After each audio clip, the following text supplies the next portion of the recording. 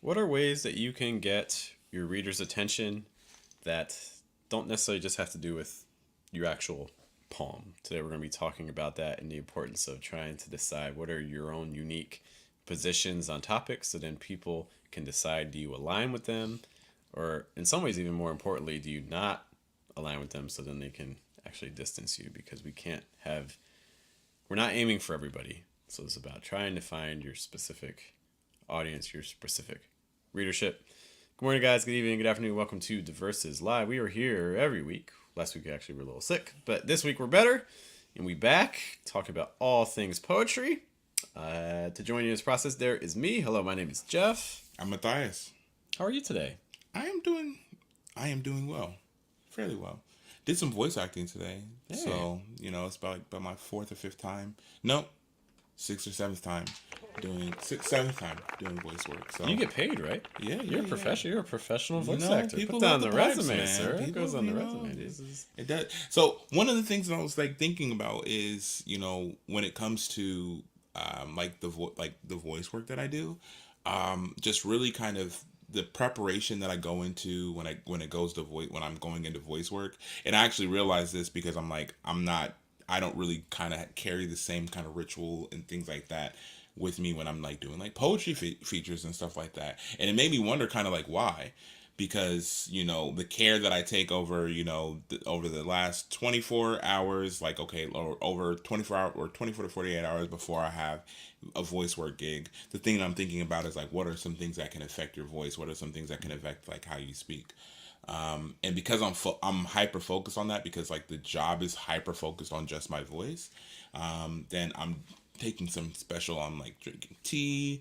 That morning I oh don't drink any coffee. oh I just drink green tea and with honey and drink lots of water, and I just get a much better product like vocally when I do those things. Like kind of in ritual when I'm doing like voice work, and which is just to say that I think one of the things that that today really helped me realize is that like I need to really carry that practice with me even into like when I'm talking about poetry or like doing anything poetry wise, because like your voice is important in those spaces too, and any kind of work that I'm doing to kind of take care of my voice to do voice work, it would also be incredibly uh, valuable in performance. So yeah.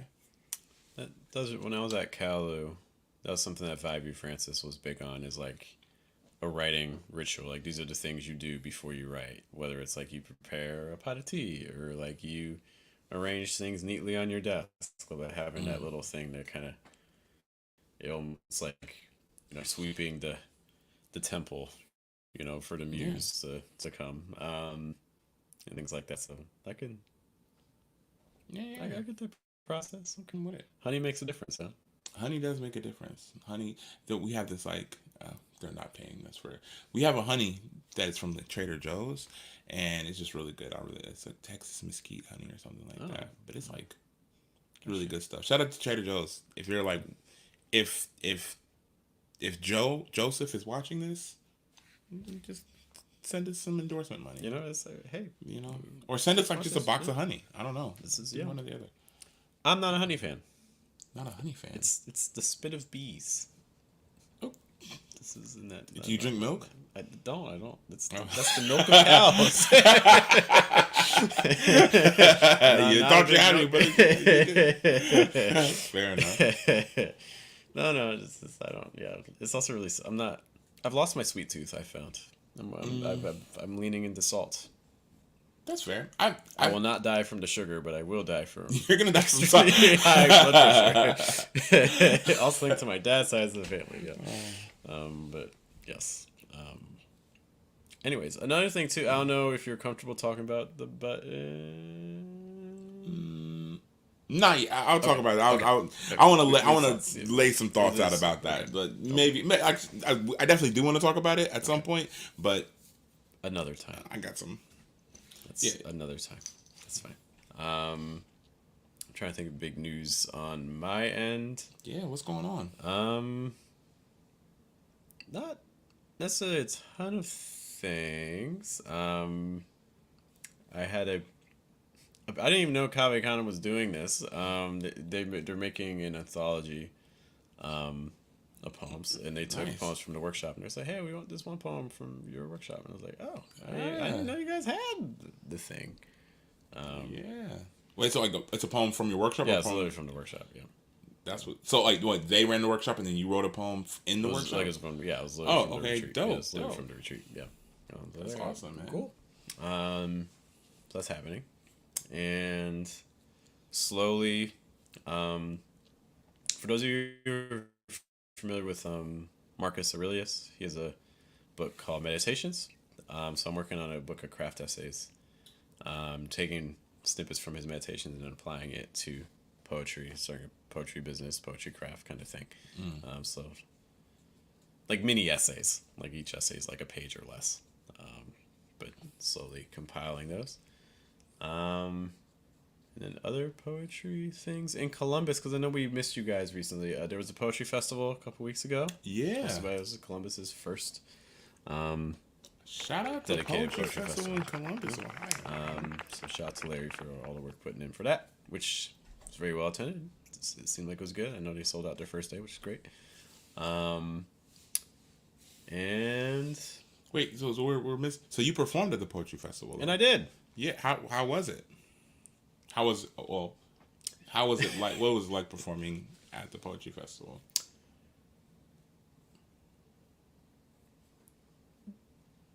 Obviously, I was happy to be able to take the stage.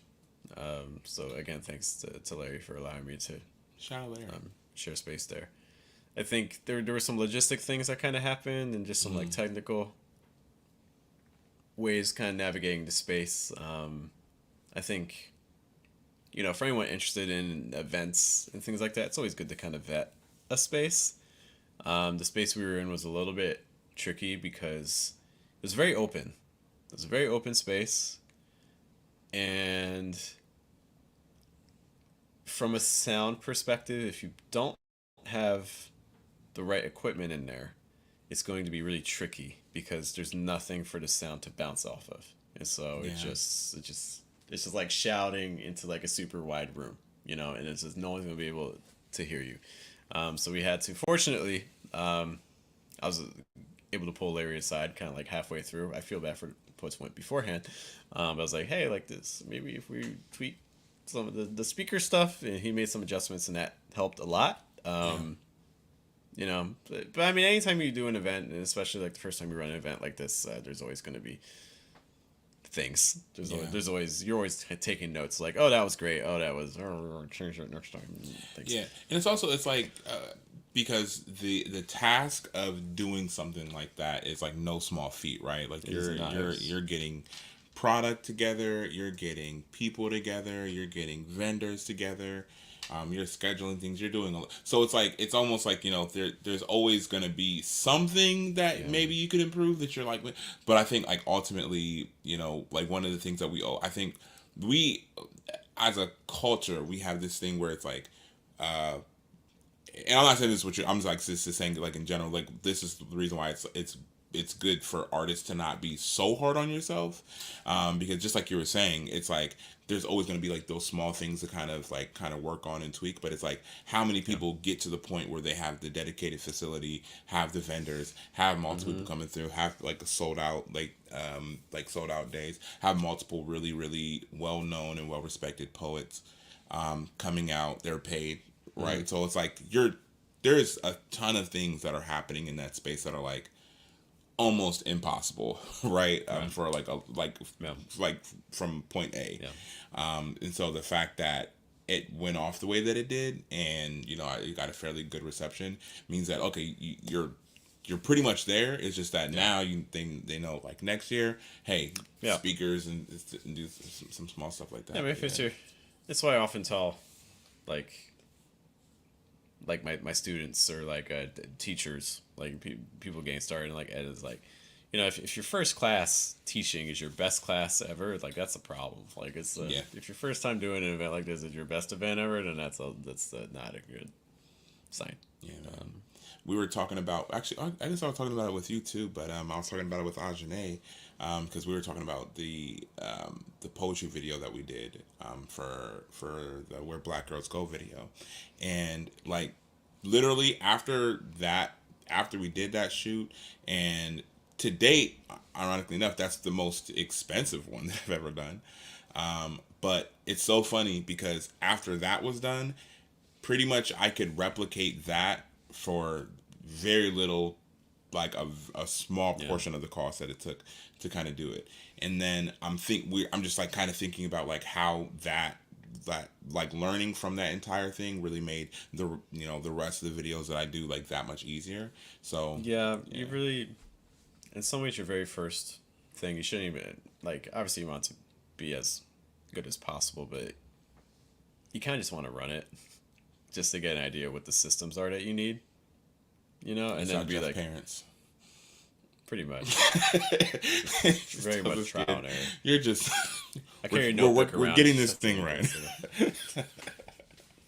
I forget who the comedian that does it. Like, he goes on stage with a notebook and he basically just like reads out jokes and then he like takes notes. Like, that one hit already. He's like, that one did not. And it's like versus. Just start doing that with your like poetry features. Just like read a poem and then That could be it's your little shtick. good bit. Okay, yeah, I could see good that. bit. So yeah, so wait, so you performed and you did your set. Like, can you talk about the set? Because it's a set that's expanded out from my favorite selection from you. Can you talk a little bit Yeah. about the set that you did?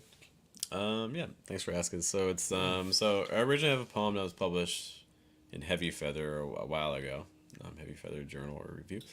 Called Excerpts Letters from Thomas Jefferson to Barnum and Bailey. And I'm in the middle of preparing like a full length manuscript, and it's a weird poem because I have like all these like poems about family and like being a dad, and then there's this poem which has some elements of being a dad because it's like Thomas Jefferson making references to his kids, making references to his relationship with Sally Hemings, but like it doesn't quite fit in. So it's like what do I do with this poem? It can't really fit in a standard collection. And I was like, well, maybe it's a wide enough topic that can probably stand on its own. So just taking time to do some research basing off of like events in Thomas Jefferson's life, like tensions between the U.S. and France or the U.S. and England, things like the Haitian Revolution, just trying to take like a bunch of like historical events, the creation of the University of Virginia, there were indirectly or directly impacting Thomas Jefferson's life, and then crafting those into, again, like imaginary letters that he would write to Barnum and Bailey, and so expanding that out into a chapbook consisting of probably about 20 letters, and so that's pretty much what I read. It was a little bit unusual in the sense of it's basically like one long poem. You could ever do is like 20 short poems and one long poem. That's kind of what the whole set was geared around. And Yeah. the response seemed positive, so I'll take it. It was, I think, one of the things that, and like you had talked about it, I think in the week prior, in like on the podcast when we were just talking about like what is the goal or what should somebody what would you want your audience to walk away from, and things like that. And I think I've heard these poems like quite a few times, but there's a lot of people that like were encountering these poems for the first time, and like I think kind of the overall was like, yo, I never really thought about this, or I never really like considered kind of this aspect. And so I think that's always my favorite thing about like leaving the stage and like in like conversations with people. It's like somebody being like, okay, I had this piece of information and I had this piece of information, but I never thought about it like that. I never thought about these things. So I just thought it was cool kind of seeing people kind of have that coming to kind of moment, and then really being able to like engage with you afterwards about it. So that was really cool. It's true. Now a couple people came up to me afterwards, just talking about realizations they come up with. I know one person was talking about how they were doing a lot of research on like Reconstruction, and like just kind of comparing like Reconstruction with the Civil War, and like kind of one analogy that we kind of got into was like, oh, is, like if you imagine like the U.S. history as like a Bible, it's almost like you can think of like Civil War as like kind of like your Old Testament, and then like your Reconstruction period after Jim Crow period, that's like almost like your New Testament. Like there's like these like connections to I it, can but see that. like Yeah. but also very stark contrast between them. So it's like you get into these conversations and things, you start making connections that, even for myself, that if we hadn't read the piece, obviously it would be more difficult to arrive at those points. Yeah, yeah, and those are the things that when we talk about like what you really want to accomplish with your set, like you have to really think about that prior to getting up there. So it's not like you get up there and you're just like, I'm just gonna read some poems, I'm gonna do whatever I want. It's like, did you construct your set to really kind of invoke that kind of thought, or did you like to really kind of challenge the listener? Because then again, even if you don't get 1,000 people, being like, oh man, like this is like this quotable or this rhyme or something like that you got from your poem, like because even if you get a whole bunch of people to do that, they might not want to follow your work or try to follow up with your work. But if you get people to really think and kind of ask some questions, and actually just really thinking about things that they might have thought about like tangentially maybe in the past somewhere, but like now you're really bringing it to the fore in your work and you're putting them together, like that person is going to be approaching you about your work for years to come. I mean, I think it's also to the question. So again, it's a series. Letters are all centered around a central topic. Like what would you rather have? Would you rather have like the one poem that you're known for, and then the rest of your work, people might like, but you're the one poem guy. Yeah. You know what I mean? I think we all know poets that like when they go do a feature, they have to do the one poem because everyone's waiting for the one poem. Yeah. I even think of like, for instance, like Maggie Smith with her book Good Bones, like her collection, she had a whole different title for that collection, but that one poem just like went super viral for her, and then she's like, all right, well, That's the book. from a very deft like marketing move, like, okay, this is the title of the book. Now we gotta get this poem in it, like, I would just change the direction on everything, or would you rather kind of tailor your feature to creating a specific experience where maybe there's not necessarily a single poem that kind of stands out on its own necessarily, but people really remember just that entire time you were on stage with them? Like, Yeah. what's the goal? The one poem that does well, gives you a greater shot of going viral. Um, which you can make the argument, okay, if I get in front of more people, um, even if that's more people who don't necessarily have a deeper connection with me, it's just like law of numbers, right? Like I'm hitting Yeah. more people, so eventually I can build up audience regardless. Or is it Yeah. more, no, I'm establishing a deeper connection with a smaller audience, but like it's the people that rock with me really do, you know, re- really do feel like my work resonates with them on a deeper level. I don't know what's better. I think I generally lean more towards the second, though. Yeah. I mean, I think, and I also think that there's like, I think that there's artists, like even like that share like similar, disciplines as me, right? So there's artists that are are poets that I would look at my work and I would look at their work and I would be like, okay, we are worlds apart as far as what we're trying to accomplish in our work. And so maybe the thing that you're trying to accomplish in like your work is not necessarily the same thing that I'm trying to accomplish with my work or I'm trying to build with my work. And with that, it's like there's plenty of artists that are like, they might have, if they, let's say they have a 5 poem set, they might have 5 different pieces that give you 5 different things that they're like, you know, I think you'll at least like all 5 of these. Mm-hmm. I think you'll love 2. I think you'll never forget for a sec or another day in your life one of them. One of them will stick with you forever.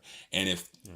if that's like the metric that they can give you, and if they can deliver on that, then I think you've watched a good poetry set. I think you've like seen something really good.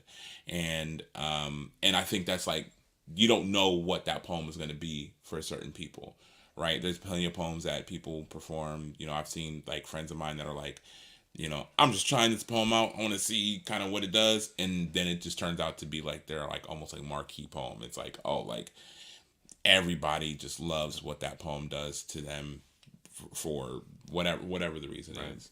Yeah. So yeah, I think it is important to really kind of have like an idea of like what it is that your work is doing as well, because it's like, if you know what your work is doing, or what you want to do with your work, then it'll help you be able to decide like, okay, you know is it important for me to kind of give you kind of multiple parts throughout the course of the set of this, like a singular idea that I can flesh out, or do I want to hit you with this, and then that way I'm out of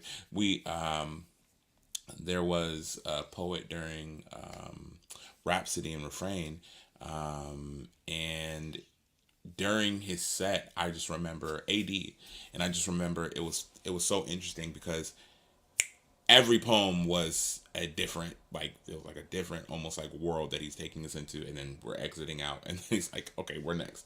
And I just think that's so interesting, because I'm like, it was interactive, it was an interactive set, like people were kind of, it was really cool in that way, but it was also like I got everything that I needed to get out of that story in that poem, and I didn't feel like I needed other things from that story in that poem. And maybe that was all in itself like a premise that carries itself throughout the entire thing.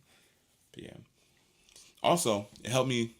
Jeff's set helped me learn more things about the Revolutionary War. I pretty much got all my information from Liberty's Kids from PBS. Did you watch Liberty's Kids? I never heard of Liberty's Kids. You never heard of Liberty's Kids? Not. Man. Who's the dad? Huh? Who's the dad? Like America. Who's the dad? America?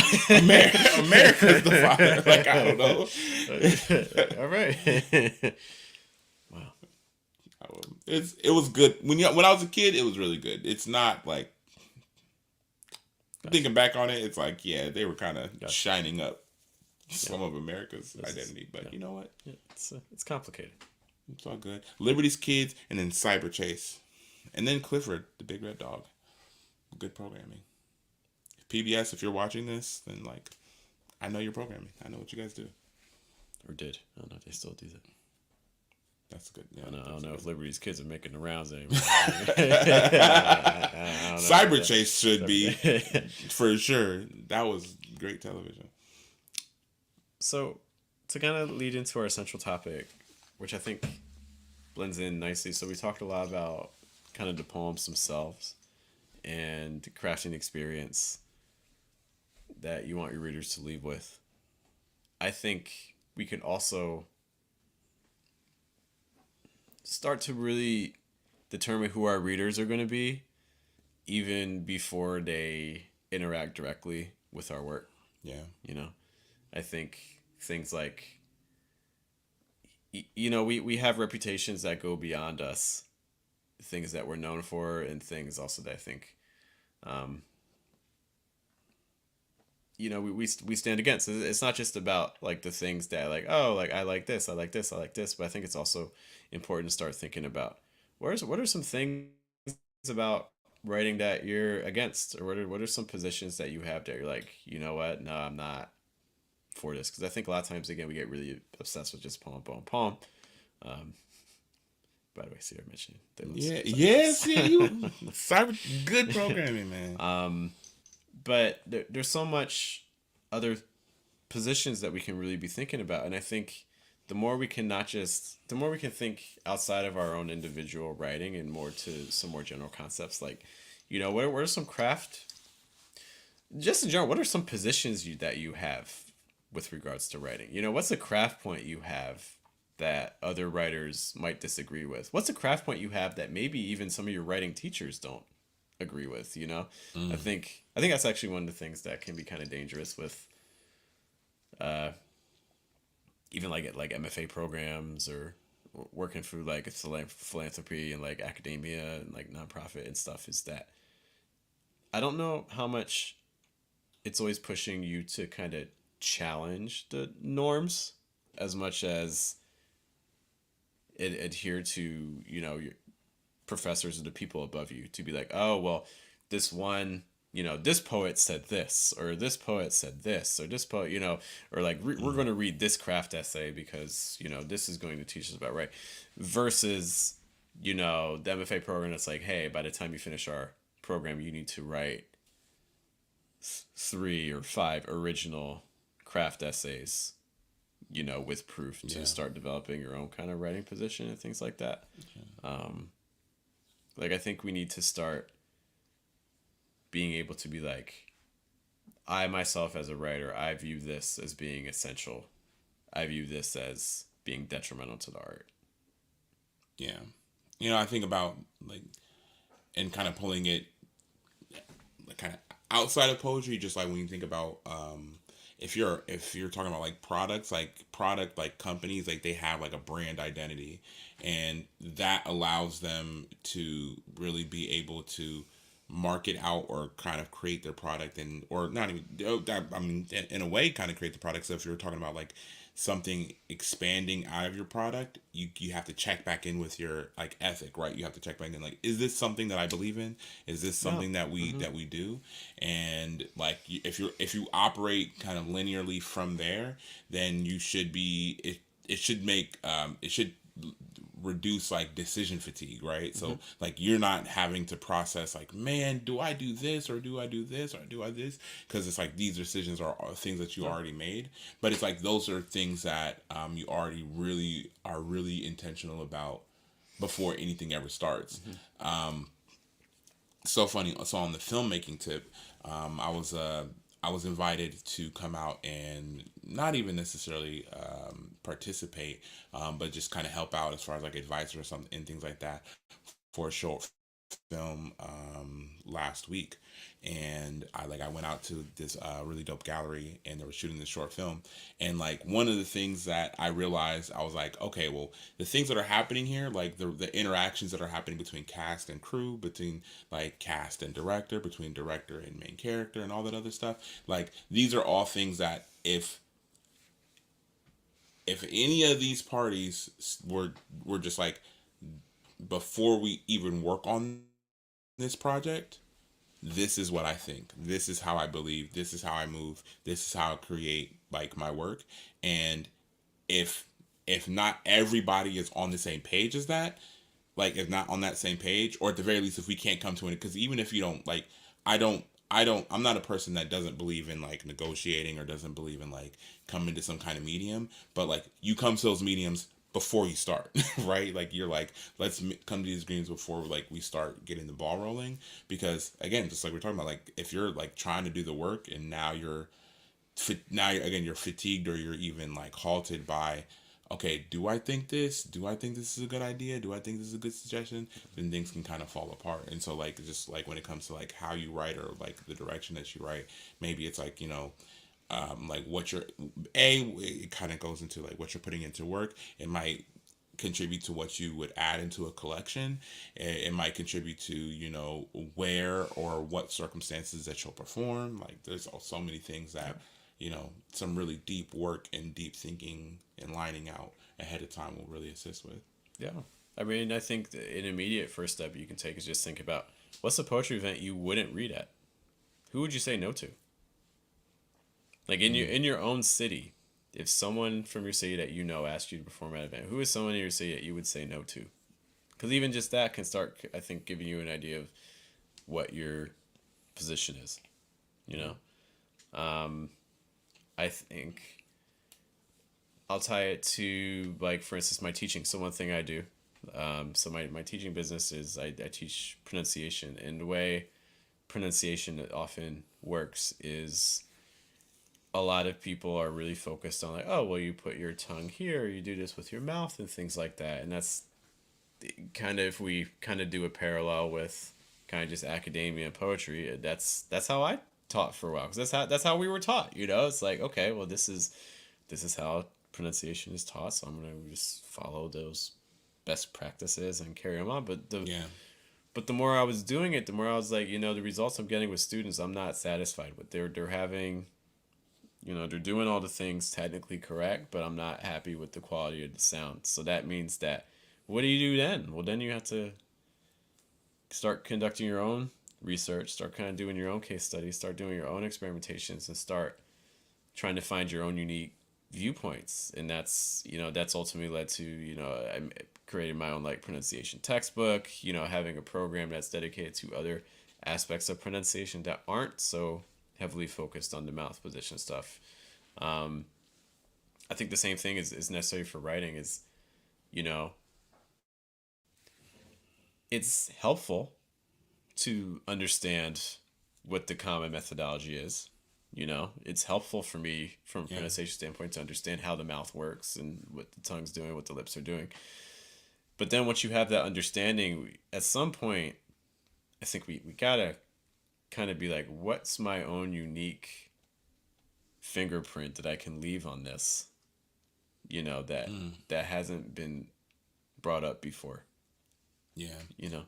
Do, do you feel like that kind of in the same way that that like writing and form kind of eliminates a lot of other possibilities, but because it does that, it makes you kind of like more focused and more laser focused on what you're doing? Do you feel like that quickens the process and quickens the creative process, like even in your teaching, like if you're like building curriculum, building like what you're going to be doing next, like do you feel like that kind of gives you much more of a sharper and quicker focus? Yeah, I mean, I think we talked about it before. Like, what's the worst thing I think you can do with to like a writer or an artist is just give them a blank piece of paper and say, "Hey, make something." Like, that's horrible. But if you're like, "No, I need you have this many words per line. I need this many lines. It has to rhyme. It has to." That's actually way more liberating. Yeah. Um, the word, because it comes down to decision. We have to make decisions. I think one of the things that when people are newer to a craft point, the I think the problem is the options, because there's so many options. What do you Yeah. decide to do? Whereas like if we think of like the verb decide, what does decide mean? I mean, if you look at the etymology of decide, it's like it literally means like cutting away. So that fact of narrowing down and honing in, I think is fundamental Yeah. to meaningful expression. Absolutely. Absolutely. What's so cool? Because I think like in doing that, I'm like thinking about like writing workshops that I've done for like both like Ames, as well as like some stuff that I did for like Youth Mike. It's like you see the same thing kind of happening even with like kids, right? So it's like kids have if you give a kid just an open realm to just do whatever you want, like they're gonna be able to create maybe whatever. But if you say like in it might find you might think it's confining, but like these kids, like the way that they engineer like their reality, because they've never worked a 9 to 5, they've never done what I'm saying. So it's like hopefully they've been able to have the space to kind of be kids and be like young. And if they have, then they're like, oh, like you give them some structure, but you say like I want you to like go full out with this structure, then they're gonna be able to create like do some like really really dynamic stuff. I think part of human nature is elements of restriction. I think people perform best with it. Like a lot of times, like speaking to kids, when do kids tend to misbehave the most? They tend to misbehave the most when the boundaries are the most open, where it's like they Yeah. can just do whatever. Like I think kids actually, I think people in general like kind of being told what to do. I think there's a comfort. There's a comfort in it. There's like This podcast is where there's a Jeff set. begins his dictator trajectory. Well, Just well, this know that well that that we actually didn't speaks do to what our we point could do to too, stop right? it. We should have stopped it before. That's again like what's we're talking about unique points. Like I think that's a point that I would, in the sense of not not like we all need to start Hey our own man. dictatorship, but in the sense of like boundaries and restrictions. And I think people are drawn to order in order that's not necessarily determined by them, but by people that they respect. I think this is a You know? philosophy behind like the world and Demolition Man. Like in the future when everybody's it's like people love order, man. But oh, you know what? Oh, actually, because I feel like it's gonna be really off topic, but there's some stuff about that film that I think is a really good analog. I haven't seen it. You have, Why are you always surprised by but it's that? Demolition Man. What that is classic Wesley Snipes. Oh my gosh. But yeah, I don't want to get too deep into that. But it's just to say that I think that there's absolutely merit to that, and it's not only is there merit, but I also think that like you see some of the greatest work come out of people once they've like kind of stilled their focus. I think one of the things that I'm engineering right now in my like kind of across all creative platforms is like exactly because I think that there's like a lot of times artists are separating themselves and so they're creating a discipline around one sector of their creativity but not necessarily across everything. But I'm like, I am everything, right? So because I am everything, that I have to figure out what that is or what that voice is or what that more concentrated voice is across all those things. And I'm like, I like things have been happening so quickly as a byproduct of just me doing that a little bit. Like I've turned down like probably like 10 or 11 10 like 10 11 things that yeah like something in that realm, like where I'm like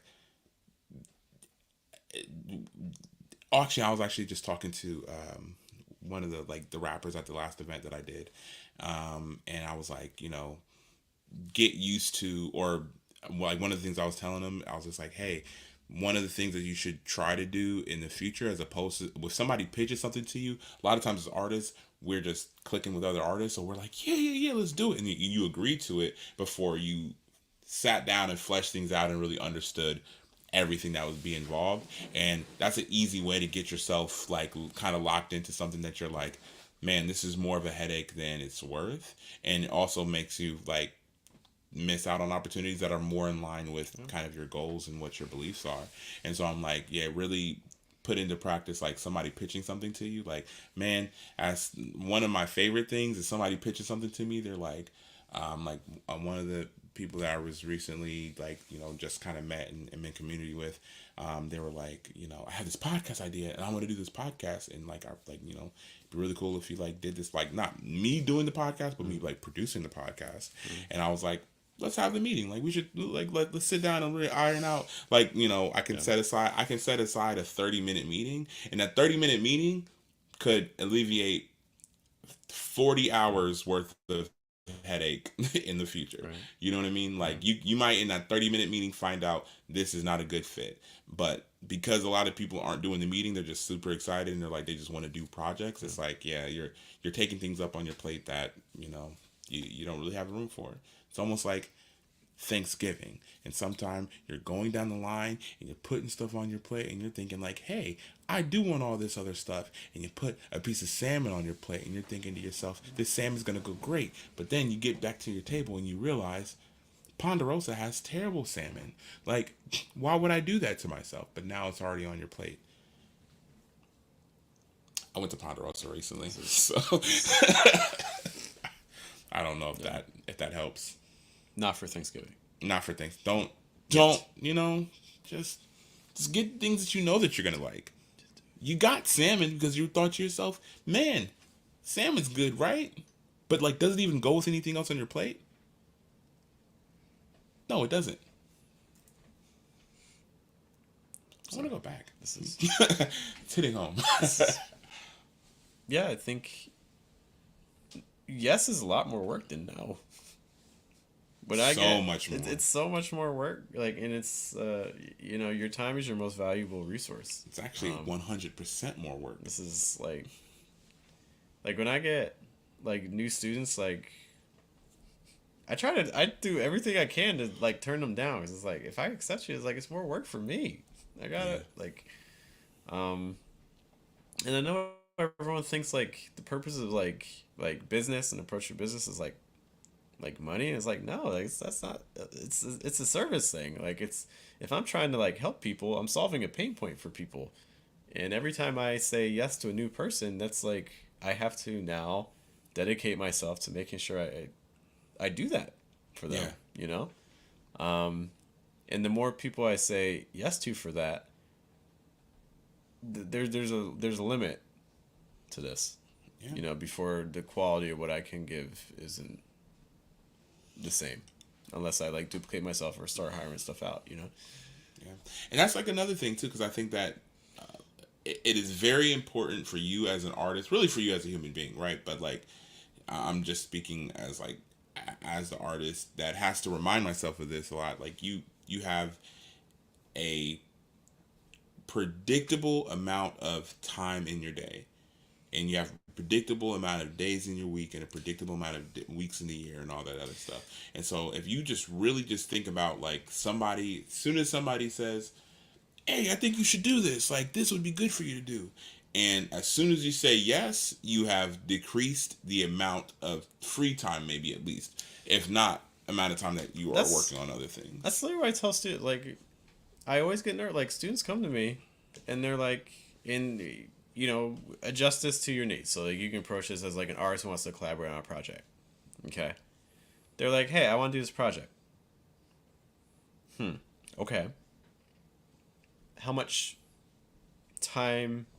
When do you want to do this project? Oh, I just want to do it once a week. Okay, you want to do this once a week, but there may be like prep involved, Yeah. and stuff like that. Okay.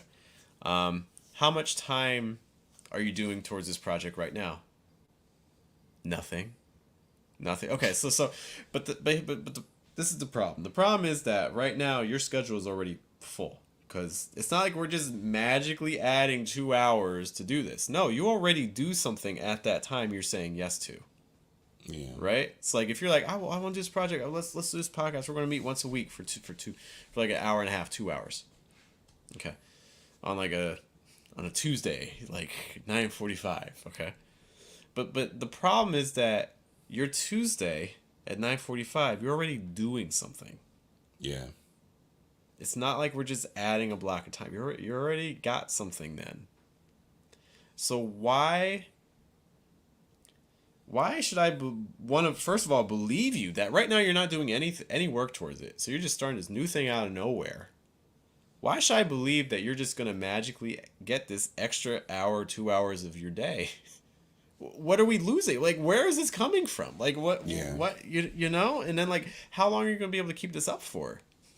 Like, it's projects are hard, man. Taking on new clients is hard. Like, new things are hard. Yeah, and it's also, I think it's really important to note, because it's like a lot of people are factoring in time, but it's like, okay, here's a really good example.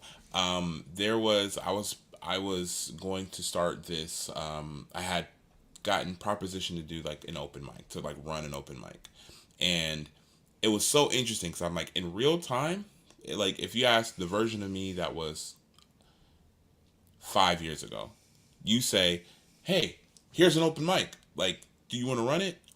Yeah, heck yeah, let's freaking do it.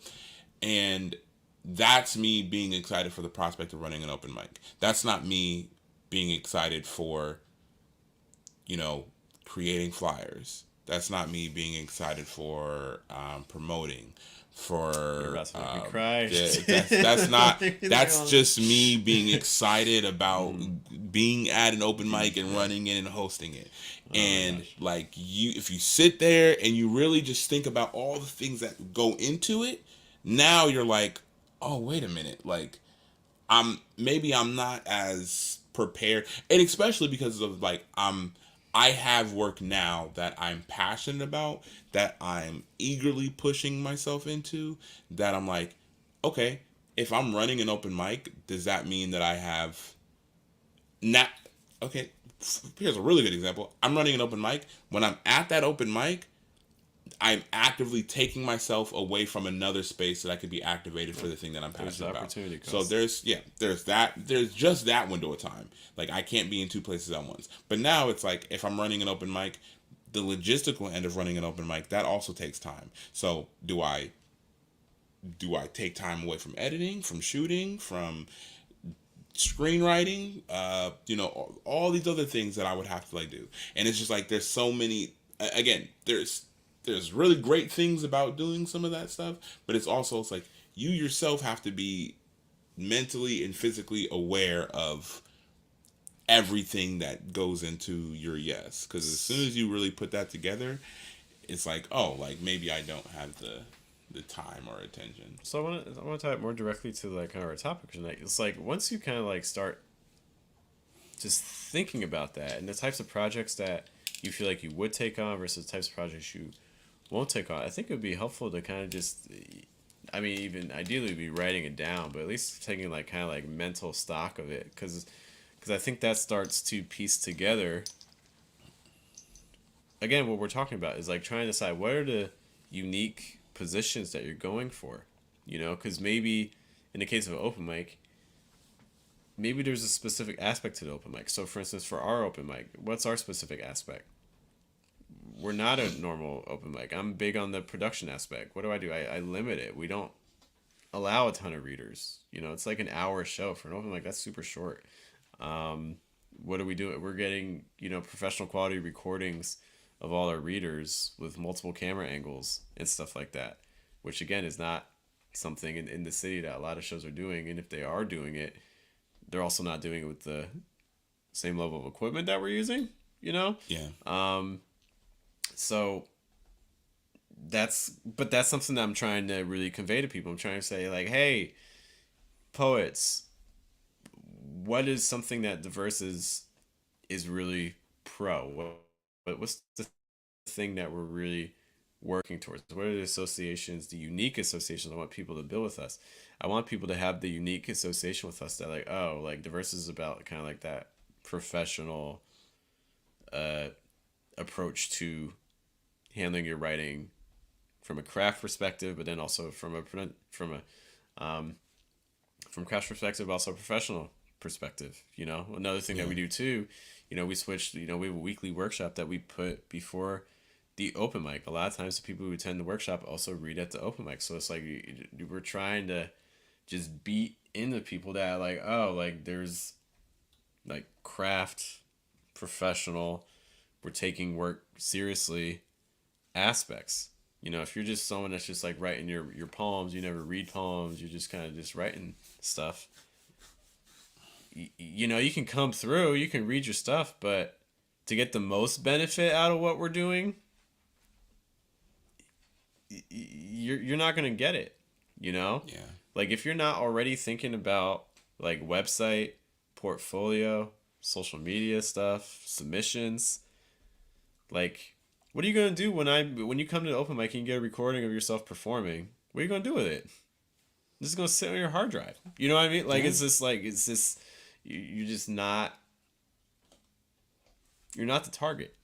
Yeah. And it's not, no, I think there's a really good appeal to people kind of starting the exploration and kind of starting that thought process too, because I think a lot of people are kind of in the air of, so like I want my poetry career to look like this, but they have no really recognition of like how to kind of get there. It's so funny. So because I was actually just talking about you at like on a film set. It was good stuff. On a film set, because I was like talking. I was talking to somebody about like getting good character headshots. Because like, okay, again, I'll tell you, like, we'll talk about it off. But while we were there, I was like, you know, I see everybody working. I was like making some really cool connections with some writers in the city, and I was like, you know, I don't know what you guys are doing here, you know, kind of what all you guys are getting accomplished, but it doesn't seem like anybody is doing like character headshots. And I think what might be cool is you guys being in character and getting some good headshots. That way you have some stuff for like run promo and Yeah, stuff like that. super helpful. And I think what's so interesting is that like that's something like I was talking to one of the directors on set. Again, I'll explain. We'll talk about that. Maybe we'll talk about it at some point. But this is more like a filmmaking thing, right? But it was like I was talking to one of the directors on set, and I was just like, yeah, I think there should be some good character, you know, bios and like character descriptions that you kind of Yeah. put with your release. And I think their initial reaction to me was like, well, this isn't that big of a production. This isn't this. We're just doing this. And I was And you like, know that right there. they're right. That right there. You know But what? You told me all I need. You're but absolutely right. exactly, because it's like Absolutely one right. of the things that is really important to really understand about 90% of what happens on a even a really great film set are things that can be replicated, maybe not even at the highest, the kind of quality that you might be able to find on some of those film sets, but you can still replicate it to a degree, right? Like even if you just have your phone and you're like, I want to get, you should be getting good character headshots, because like if you're shooting on the phone, like, and if that's all you have available to you, like I'm not like, you know what I mean? I used to shoot films on the phone, so like that's not an issue. But you should, if you know that getting a good character headshot would be a good idea, there's nothing preventing you from doing that. And again, in this case, it's like if somebody's literally pitching it to you and they're like, yeah, like I think this would be a good idea because you don't currently have it and it's a marker of a film. Like, I don't know how you plan on releasing or anything like that, but there's a lot of people on set, there's a lot of activity. I think that this would be a good idea to have.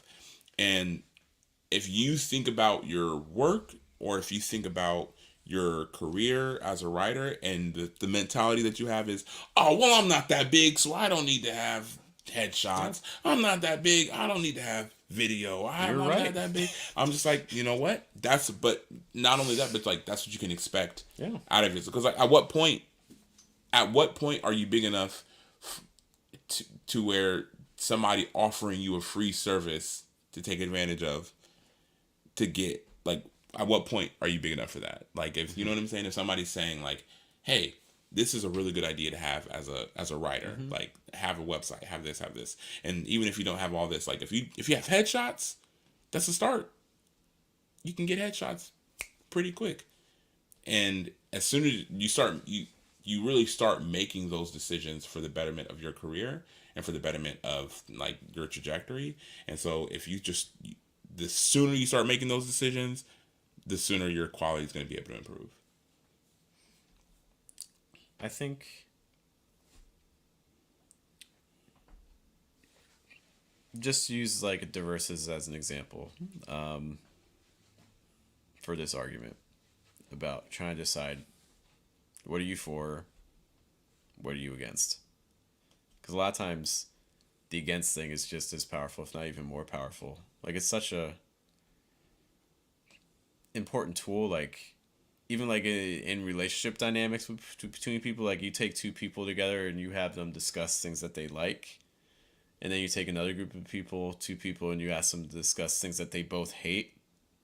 A lot of times you find that the group that focused on the negative, like, oh yeah, you hate that, I hate that too, like, oh, we both, it's a real it can be a real binding force, you know. And now we're married.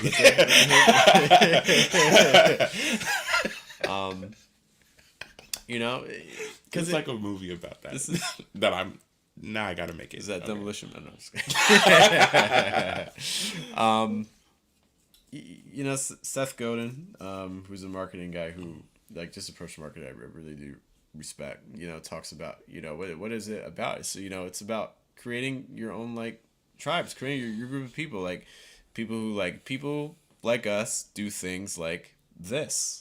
And that means that there's also things you don't do. So, for instance, from a Diverses standpoint, if I had to like write down the pros, you know, what are we for? What is my right?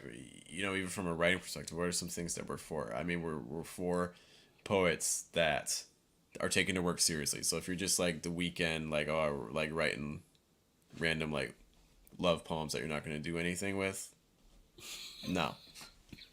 Not for you. If you're There's just somebody writing a love poem right now that heard you say that. It's just like, good. I mean, but good. I hope. You loveless jerk.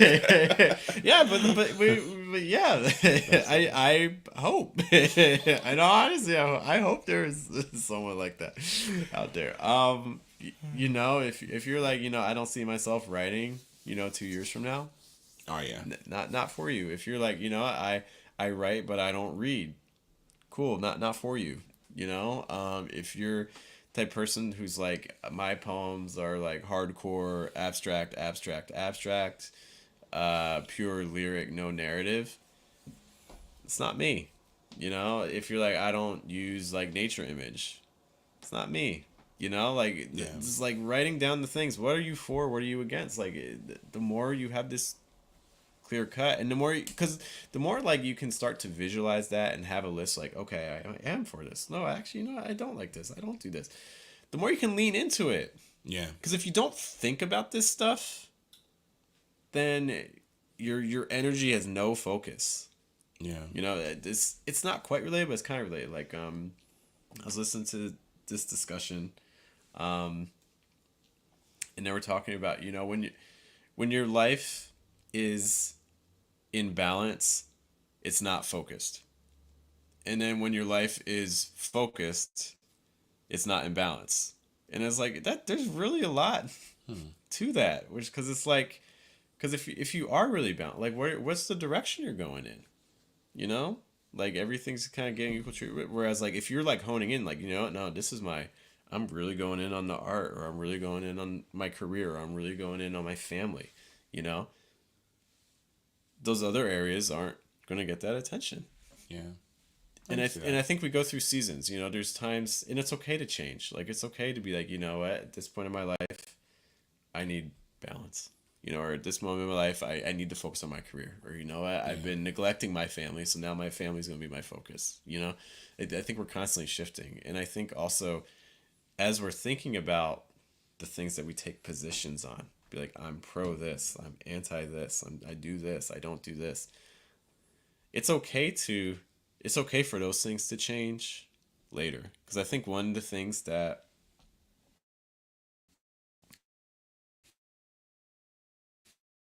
is a fear of having, I think sometimes there's a fear of having original thoughts or like creating our own thoughts, because what if we're wrong? What if I make a mistake? What if my approach to Yeah. poetry is it's not right? I often thought like, man, one day I might be wrong. And that's gonna suck. I tried it once. Duh. Um, Didn't like it. Wasn't for me. you live and learn. Not It's me. it's I've okay. already It's learned. okay to change. Yeah. You know, it's okay to write the craft essay and then like years later be like, I don't. It's garbage. I don't believe any of that anymore. You know, but at least you like stood for something for a little bit. You know, like it Yeah. took some time just to kind of hash out what your thoughts are. Yeah. And it's also like that's how you know. Like I think that like Yeah. you, I think a lot of times you go kind of partially in a direction, and okay, there's like this thing that happens in movies where if like somebody is trying something, so like maybe it's like a bit that they're doing, like they try something and then like they're trying to like figure out this little small task and they do something that you're like that should work, and it's unsuccessful the first time, but it's unsuccessful because they were just like so timid in doing it that they Yeah. weren't able Yeah. to get it. But I'm like, if like, and then they just quit. But I'm like, man, you don't even know if that would have worked if you're just like if you have some more focus, if you have like more focus in that direction, would that have been something that led to something, or would that have been something that And was larger? And it works the other way too, where sometimes you do something with minimal effort and you get success because you were lucky. Whereas there's times where you don't get the result, even though you worked hard, and it's just because everything was there, you're just unlucky to one time. You know what I mean? So it's like, but we get so focused on the result instead of the system for the result. You know, where it's like just moving in a direction and be like, you know what, I'm just gonna put in the work to try to figure out what my own unique position is, and then you know if the response isn't what I want, that's okay. You know, because I'm already doing more than what most writers are doing. Most writers aren't thinking about what's their own unique, you know, craft take or position. That's how I feel about the three pigs and the wolf burnt like trying to blow their house down. He's like, I tried it once, house came right down. Tried it a second time, took a little bit more effort, house came right back down. Third time, he just blew on it once, and it was just like it's brick. But I'm like, I think if he would have really just chipped away, he would have got You know, there. so So, lesson in life, just you can actually kind of go into that house. It was a really well built house, Victorian. So those pigs were living the lifestyle, but now they even built your house. You could eat those. I don't usually think of Victorian and brick, but like, okay. I'll roll with it. I'll roll with this. Trust me. Trust me. Okay. I'll go with this. Victorian style. Okay. But yeah. So, and I think, I guess one of my final points is like, you know, as you're making these things, in some ways, like the more controversial the stance, within the ethics that you're operating on, the more that people can decide if they align with it. Because if you're picking something that people just don't really care about, like if you're just like, I think dinner should be at 7 p.m. and not 6 p.m., it's like, well, oh, okay. Like no, no one cares about that. But if you're like in the position that I think after 8 p.m. we should close all restaurants and things like that, well, it's like, well, wait a minute, like we're suddenly it's a big, you know, because some people are going to be like, well, no, actually you're right. Like the health benefits of that, of like not eating past a certain time at night, that actually makes a lot of sense. But some people are like, oh, I can choose to eat when I want to eat. It's like the more you can kind of lean into that, the more you can kind of find your people. Powerful. Yeah. Like I think it actually brings us back. You remember? So we had this I had this poem, this cupcakes versus. Well, it was just really an anti-brownie poem, but like I had that poem, and then like another poet had like his answer to the poem where he was like pro brownies, and so it was like this cupcake versus brownie battle, and it ended up being like this whole event where like it was like a full house at Ruby Tuesday, not Ruby Tuesdays, The restaurant, not the restaurant, but it was like bar. but it was like this full house Ruby Tuesdays where literally it was like a slam of cupcakes versus brownies, but it's like it's like a low stakes but a high recognizability, like recognition, like, oh, for some reason everybody wanted to have some kind of thought on it. And to me that's a really good example of something that you're like, pick a side. Like, it doesn't matter which, like, probably wouldn't have mattered which one of those sides. Like, there's no ethic in like I'm not worried about somebody being like, can't, like, in 10 years, but like, remember when you liked cupcakes? Well, look at this. But like, to extend it, like, for instance, with like the verses, one thing that I think can get to some people the wrong way is that just like talking about, poetry and business. Yeah. That is not fair, because some people get really defensive about that. Yeah. They're like, the art. The money's gonna corrupt the art. Which obviously we have very different viewpoints. Yeah. On, oh yeah. So I think that's another kind of unique thing. Just kind of going with the verses. It's hard because I mean, from that, there has to be some tension. Because there's people that I really like their work. I really like them as people, but that I know that hearing the dismission of verses, they don't like it.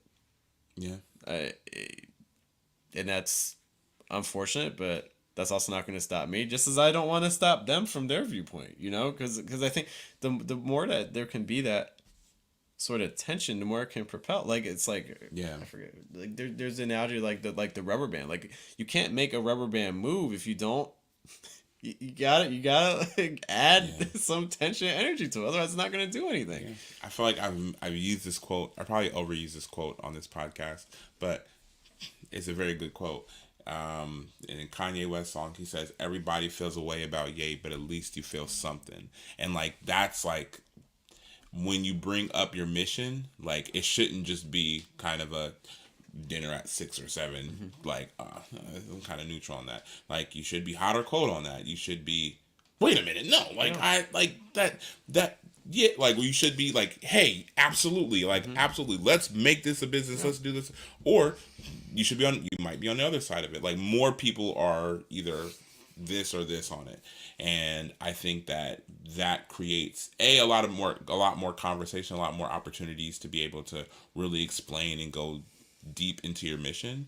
You know what I mean? Like, I really enjoy spaces where, kind of just bringing it back to our first topic when we were talking about like poetry features, like somebody hearing your set wants to go deep with you into like what happened in your set, and it's because they felt something about it. Now there's some people, like, I've done poetry sets and like I've made comments in poems that people heavily disagree with, and they want to confront you and talk to you about that thing and argue you and stuff like that, and I'm like, that to me is just as valuable as somebody being like, I agree with you. This is great. Like Mm-hmm. these, like, in some ways, more powerful, right? Because Yeah. it's like people, like the easiest way to get a review on something is for somebody to have a bad experience. You know what I mean? Yeah. Oh Like a yeah. lot of times, like even when we're talking about like YouTube, even like YouTube's like a really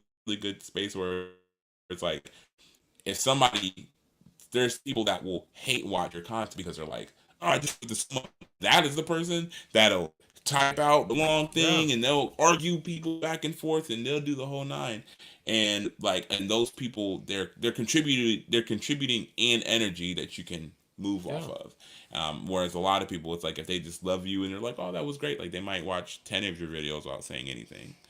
Yeah. So there's pluses and minuses to it, but it's just to say like yeah, like having Yeah. an actual ideal behind your work that makes people have to make a decision is always good. Any other just kind of final thoughts on this topic? Mm, no, I don't think so. I think I said pretty much everything I had. Yeah. What about you? Just again, I think we need to start thinking about unique takes, charged, unique takes, and I think that a lot of us aren't going to do it because we're afraid. We're afraid of what other people are going to think. We're afraid of what our friends are going to think. We're afraid of what our parents are going to think. We're afraid of what people we respect are going to think. And then we're also, wildly enough, we're also afraid of what random strangers on the internet are going to think. Yeah. So that's going to stop us from doing. Yeah. And a lot of this you have to kind of play the long game when it Yeah. comes to your idea. And this is and maybe it's like a more thing like that's coded to like just like your morals or whatever like that. But I even think about when it comes to like your artistic identity. Like a lot of times, the thing that happens within 5 minutes of somebody hearing your idea is not the same thing that happens within 5 years of somebody hearing your idea. You know what I mean? And a lot of those things, a lot of those times, those things are so many like worlds apart. It's crazy. And so, as opposed, and again, I think a lot of times we're hyper focused on the present. So, like, I've seen people devote their entire writing ethic behind whether or not people at an open mic give them a rewind or whether or not somebody at an open mic snaps. And so like they're writing, they're creating with that in mind. And I'm like, man, like maybe you should, if you wrote poems with the thought that even if people hated it in real time, like do you really believe in it? Do you really stand on it? Do you like, and like not only do you really stand on it, it's like, is it a stance that you are like so dug in about that you can defend it? Like right now, if you ask me to defend Scar being the good guy in Lion King, I could do it with you for quite some time, right? I could spend a considerable amount of days doing that with you. And it's not because it's like a fleeting thought, it's because like I've thought about it a lot, right? And like there's other things that are, of higher importance and that carry a much like, more like weighty emotional proposition than that it's like, okay, like think about it for quite some time, wrap your head around what this thing is, and in that way, if even if somebody like you could be comfortable with somebody disagreeing with you in real time because you're like, man, I'm gonna find either my community in real time, or if you just do as much thinking on it as I have, you'll come to my conclusion. Like you just have, at least you have that belief. Yeah. Like, what's the stance on something that if you're in a room of 100 people and no one in that room agrees with you, what's the stance that you're still willing to stick with? You know? Yeah. Especially if that 100 people is like angry by what you say. You know what I mean? But like, is that going to make you change your mind? You know? Yeah, that's for sure. That's what I got. Guys, thanks for hanging out with us. Some quick notes. I have to travel. Greg's having a wedding. Greg is having a wedding. Shout out to we gotta the freaking where the orchestra plays in Philadelphia. It's gonna be wild. Okay, so Jeff has a twin brother, right? There's another one. And and to our knowledge, they're the only two. But who can really know? But Greg, shout out to Greg. Greg's getting married, Yeah. and I feel like now, like, okay, if the theory of like multiple universes is true, then when you have a twin, it actually means that you have like you have created the infinity loop, because like you and your twin are two of your same realities existing at the same time. So just the more things that you have in common in this reality, I don't know if I agree with the more things you have in common in this reality, the more likely the higher likelihood of you possibly being able to open the portal to the other realities. So you might be getting interdimensional time travel, guys. twins. I imagine I come back. I might fuse with Greg again. I don't know. Couldn't hurt. There's always that fear. But so we won't have our typical Thursday events, but we will be back next week with more Diverses Live. Once more, my name is Jeff. I'm Matthias. Thank you guys for hanging out with us. We will see you next week. Have a good day. Have a good night. Have a good afternoon. Take care.